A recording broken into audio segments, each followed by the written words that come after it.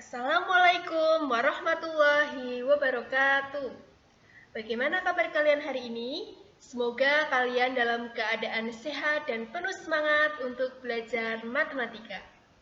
Pada kesempatan kali ini, kita akan membahas soal USDA paket 9 nomor 1 sampai nomor 10. Langsung saja kita mulai ya. Soal nomor 1. Tito mempunyai 8 ayam. Masing-masing ayam mempunyai 8 anak. Masing-masing anak ayam mempunyai 8 anak ayam lagi. Maka jumlah ayam Tito adalah, penyelesaiannya, jumlah ayam Tito sama dengan 8 ditambah 8 kali 8 ditambah 8 kali 8 kali 8. 8 yang pertama ini karena ayam Tito ada 8. Kemudian 8 kali 8 yang ini karena setiap ayam Tito mempunyai 8 anak. Ditambah 8 kali 8 kali 8 karena setiap anak ayam mempunyai 8 anak ayam lagi. Maka jumlah ayam Tito sama dengan 8 ditambah 8 kali 8 itu 64, 8 kali 8 kali 8 itu 512. Maka 8 ditambah 64 ditambah 512 sama dengan 584. Berarti jumlah ayam Tito sama dengan 584. Jawabannya adalah yang C. Kita lanjut ke soal nomor 2. Diketahui A sama dengan X, di mana X lebih besar 1, X kurang dari 22. X merupakan bilangan prima. B sama dengan X lebih besar sama dengan 1, kurang dari sama dengan 15. X bilangan ganjil. Hasil dari A irisan B adalah, oke, di soal kalian itu kalian ralat ya, nomor 2 itu soalnya yang ditanyakan adalah hasil dari A irisan B. Penyelesaiannya adalah, jika ada soal seperti ini, maka kalian harus tahu anggota himpunan A itu apa saja, anggota himpunan B apa saja. Nah, anggota himpunan A itu kan X. X-nya bilangan prima dari 1 sampai 22. Karena tidak ada sama dengannya, maka 1 dan 22 itu tidak masuk ke dalam himpunan. Maka anggota A sama dengan 2, 3, 5, 7, 11, 13, 17, 19. Ini merupakan bilangan prima antara 1 sampai 22. Kemudian kita tentukan untuk anggota himpunan B. Anggota himpunan B itu adalah bilangan ganjil antara 1 sampai dengan 15. Karena di sini ada sama dengannya, maka angka 1 dan angka 15 masuk ke dalam himpunan B. Maka B sama dengan 1, 3, 5, 7, 11, 13, dan 15. Ini merupakan bilangan ganjil antara 1 sampai 15. Oke, maka A irisan B adalah 3, 5, 7, 11, 13. Nah, kalian pasti ingat, irisan itu adalah cari yang angkanya sama. Berarti kalian lihat lagi himpunan A dan himpunan B. Kemudian cari yang angkanya sama. Oh, yang angkanya sama itu 3. A punya, B punya, 5, 7, 11, 13. Masih ingat ya, untuk soal himpunan dipelajari lagi materi kelas 7. Maka jawabannya adalah yang D. Kita lanjut ke soal nomor 3. Pada tahun ini, umur seorang adik 4 tahun kurangnya dari umur kakak. 5 tahun yang akan datang, jumlah umur kakak dan adik menjadi 36 tahun. Maka umur kakak sekarang adalah, jika ada soal cerita seperti ini, maka kalian harus mengubah soal cerita tersebut ke dalam bentuk kalimat matematika.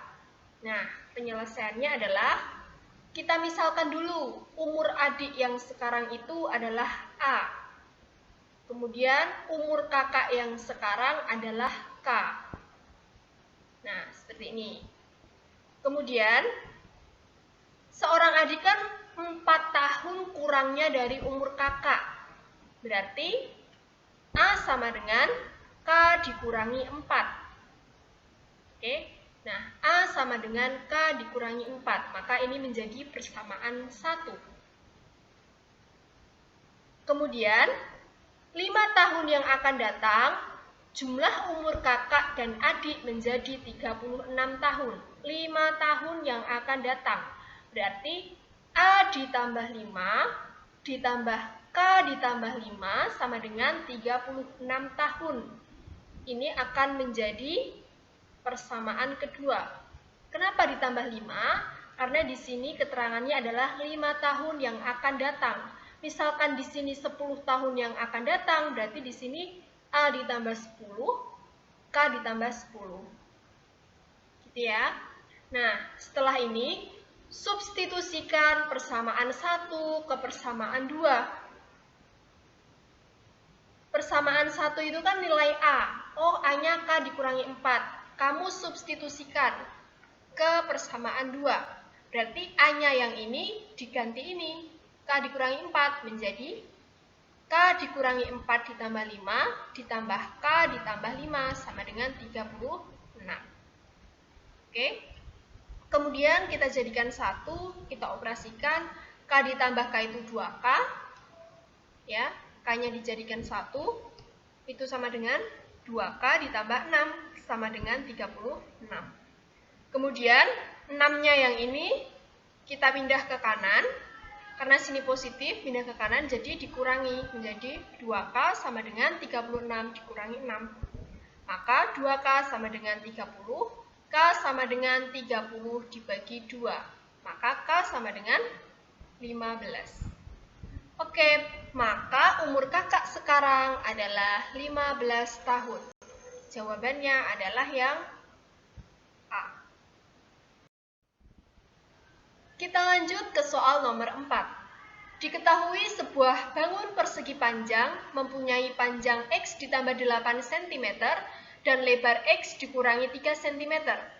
Jika kelilingnya tidak lebih dari 110 cm, maka luas maksimum persegi panjang tersebut adalah, oke, ingat-ingat ya, kalau ada soal cerita, maka kalian ubah dulu ke dalam bentuk matematika. Penyelesaiannya adalah diketahui P atau panjangnya berapa? Ini P sama dengan X ditambah 8. Kemudian lebarnya adalah X dikurangi 3. Maka L sama dengan X dikurangi 3. Jika kelilingnya tidak lebih dari 110, maka K kurang dari sama dengan 110. Kenapa kurang dari sama dengan 110? Karena di sini keterangannya adalah kelilingnya tidak lebih dari 110. Artinya, persegi panjang tersebut memiliki keliling maksimum 110 cm. Oke. Setelah itu, kita substitusikan P dan L ke rumus keliling. Keliling persegi panjang itu adalah K sama dengan 2 kali P ditambah L. Kita masukkan angkanya. Karena keliling maksimalnya 110, maka kita masukkan di sini 110. Menjadi 110 sama dengan 2 kali X ditambah 8. Itu dari P. L-nya tadi X dikurangi 3. Kita operasikan menjadi 110 sama dengan 2 kali X ditambah X itu 2X. 8 dikurangi 3 itu 5. Maka diperoleh 110 sama dengan 2 kali 2X itu 4X, 2 kali 5 itu 10. Maka diperoleh 110 sama dengan 4X ditambah 10. Yang nggak ada X-nya kita jadikan 1, berarti ini pindah ke kiri. Karena sini positif, pindah ke kiri, maka dia jadi negatif. Menjadi 110 dikurangi 10 sama dengan 4X. 110 dikurangi 10 itu sama dengan 100, sama dengan 4X. Maka X-nya adalah 100 dibagi 4 sama dengan 25. Setelah ketemu nilai X, maka kita cari atau kita substitusikan nilai X tersebut ke P dan L. Oke. P-nya adalah X ditambah 8. Maka P sama dengan 25 ditambah 8 sama dengan 33. Berarti panjang persegi panjang tersebut adalah 33. Demikian juga untuk lebar. Lebarnya tadi X min 3 berarti 25 dikurangi 3 sama dengan 22. Maka luas maksimum persegi panjang tersebut sama dengan luas persegi panjang itu rumusnya adalah panjang kali lebar. Maka 33 kali 22 sama dengan 726 cm persegi. Maka luas maksimum persegi panjang tersebut adalah 726 cm persegi. Jawabannya adalah yang B. Kita lanjut ke soal nomor 5. Anton mendapat hadiah undian sebesar 150 juta rupiah dengan dikenai pajak 25%. Panitia penyelenggara menentukan biaya administrasi 2% dari total hadiah setelah kena pajak. Jumlah uang yang diterima Anton adalah, maka kita harus menghitung besar pajak dulu. Besar pajaknya tadi kan 25%, maka 25 per 100 kali undiannya tadi 150 juta sama dengan 37.500.000 rupiah. Oke, besar pajaknya segini. Setelah itu, panitia penyelenggara menentukan biaya administrasi ini kan. Nah, tapi sebelumnya, biaya administrasinya itu 2% dari total hadiah setelah kena pajak. Berarti hadiah setelah kena pajak sama dengan 150 juta dikurangi 37.500.000 rupiah. Sama dengan 112.500.000 rupiah. Nah, biaya administrasinya berapa?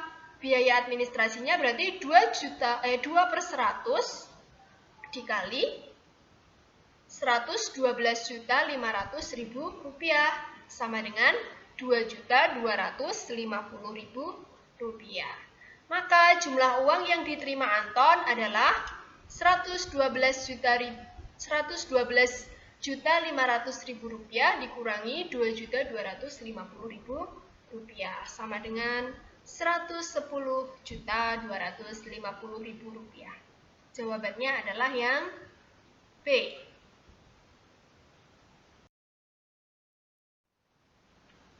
Kita lanjut ke soal nomor 6. Perhatikan gambar berikut.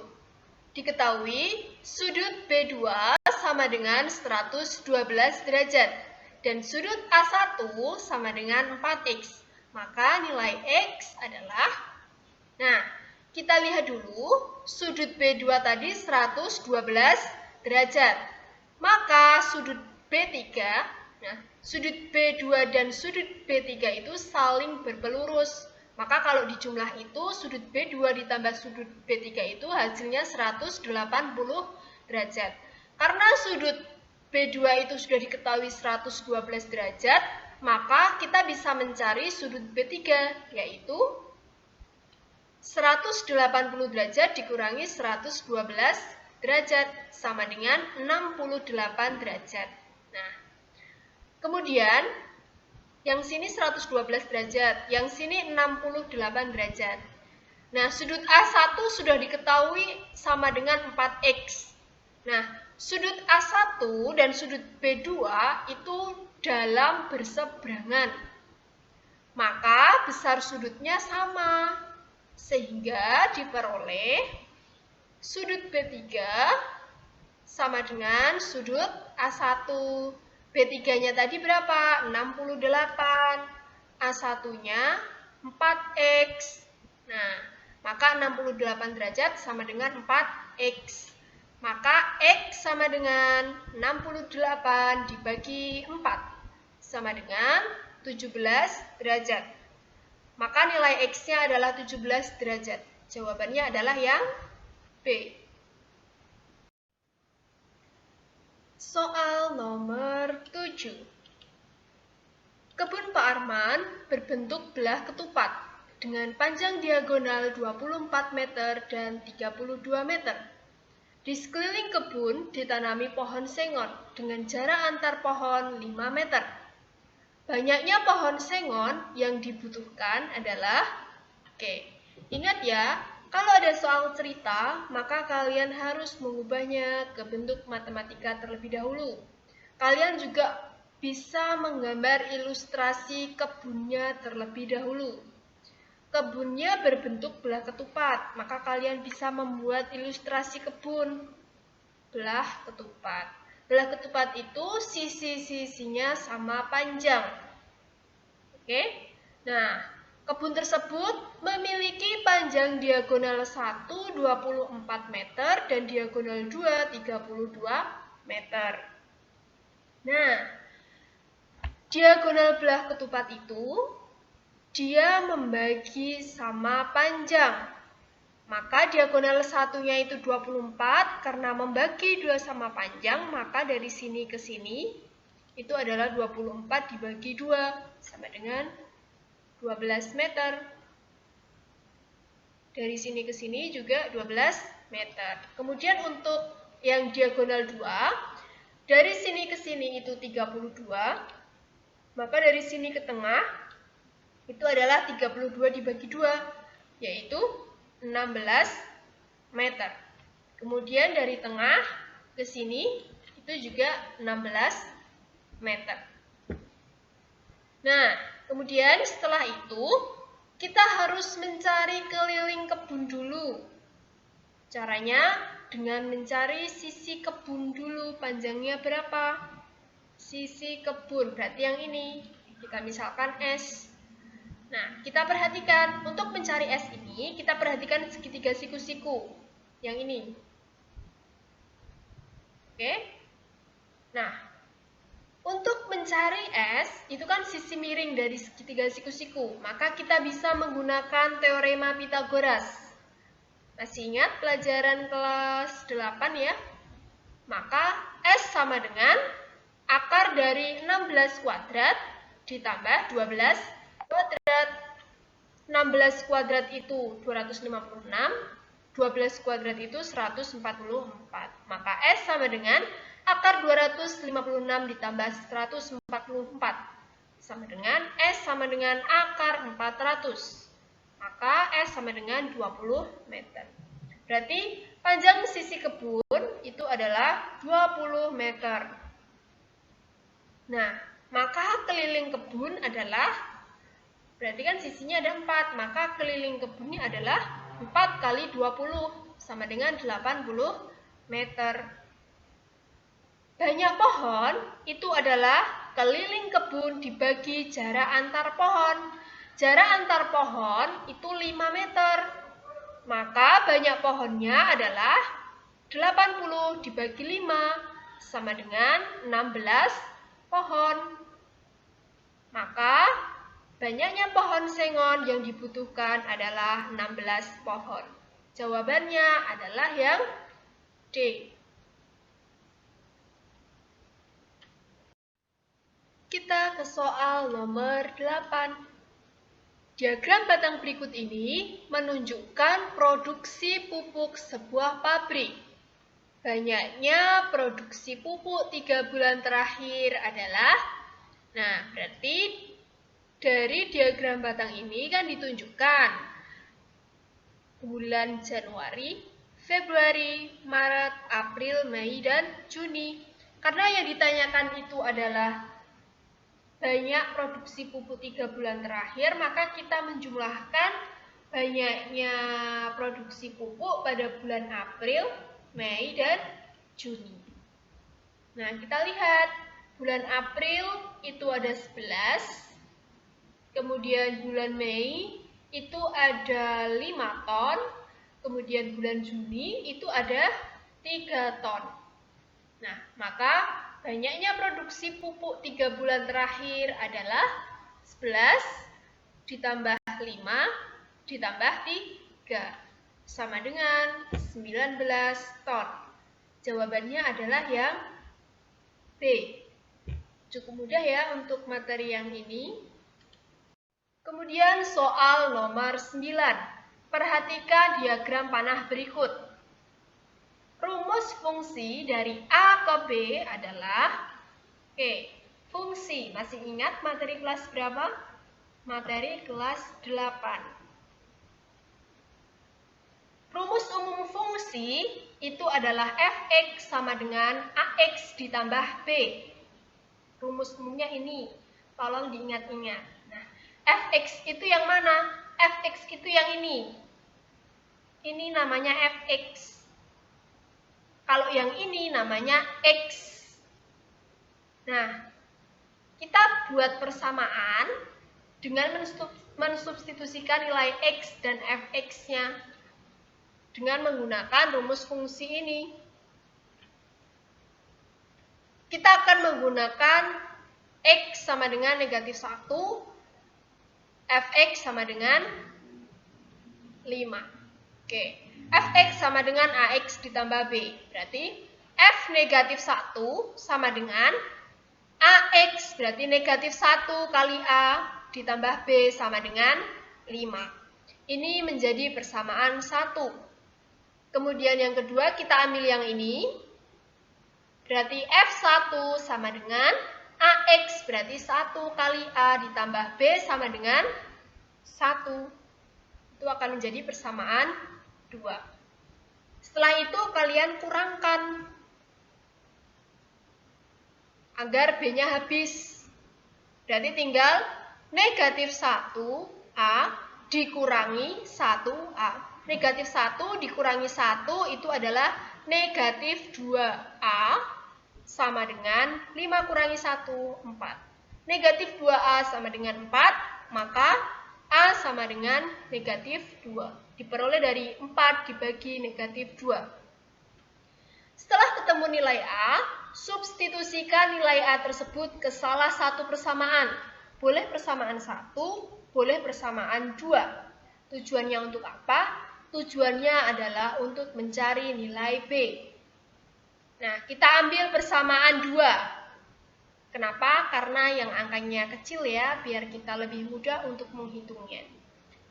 Persamaan 2 itu 1A ditambah B sama dengan 1. Maka A-nya diganti negatif 2. Menjadi 1 kali A-nya negatif 2 ditambah B sama dengan 1. 1 kali negatif 2 itu negatif 2 ditambah B sama dengan 1. Nah, negatif 2 kita pindah ke sini.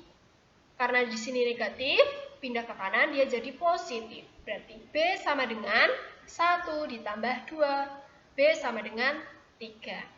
Sudah ketemu nilai A dan nilai B. Kalian substitusikan ke rumus umum fungsi. Menjadi Fx sama dengan Ax ditambah B. Nah, A-nya tadi kan negatif 2, berarti negatif 2X ditambah 3. Nah, berarti yang negatifnya ini kita taruh belakang, berarti 3-nya ke depan. Menjadi Fx sama dengan 3 dikurangi 2X. Jawabannya berarti rumus fungsi dari A ke B adalah Fx sama dengan 3 dikurangi 2X. Jawabannya adalah yang D. Soal nomor 10. Garis G tegak lurus terhadap garis H yang memiliki persamaan 4X dikurangi 6Y ditambah 5 sama dengan 0.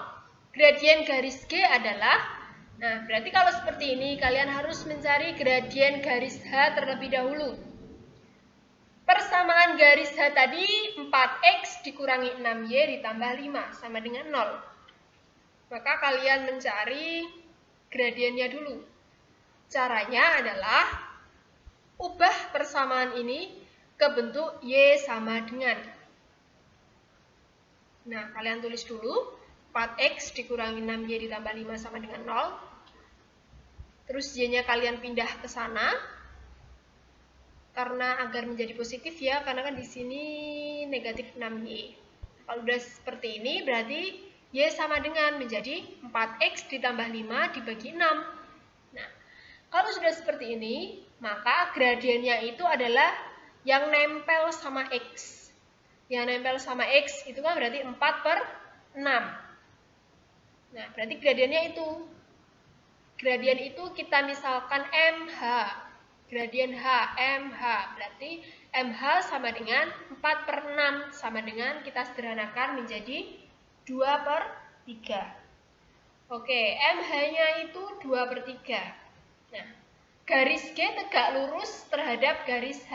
Karena dia tegak lurus, maka MH kali MG sama dengan negatif 1. Syaratnya ini kalau tegak lurus. Oke. Nah, maka diperoleh MH kali MG sama dengan negatif 1. MH-nya 2/3 kali MG sama dengan negatif 1. Berarti MG-nya adalah negatif 1 dibagi 2/3. Sama dengan negatif 3/2. Kalau tegak lurus, maka gradien garis G adalah negatif 3/2. Gampangnya gini, kalau tegak lurus itu, misalkan sudah diketahui gradien yang pertama, itu ini 2/3, maka nanti gradien yang kedua itu dibalik tanda berubah. Tanda berubah itu maksudnya kalau tadinya negatif jadi positif, kalau tadinya positif jadi negatif. Kemudian dibalik itu berarti dari 2/3 dibalikkan menjadi 3/2. Nah, tandanya berubah. Dari sini kan positif, berarti nanti sini negatif. Kalau misalkan nanti 1/2, berarti nanti di sini jadi negatif 2/1. Kalau sini 3/5, berarti nanti di sini jadi negatif 5/3. Itu kalau tegak lurus, gampangnya seperti itu. Oke? Baiklah, nomor 1 sampai nomor 9 sudah nomor 1 sampai nomor 10 sudah kita bahas. Semoga materi ini dan pembahasan soal ini bermanfaat untuk kalian. Jika ada pertanyaan boleh ditanyakan. Terima kasih. Semangat belajar dan wassalamualaikum warahmatullahi wabarakatuh.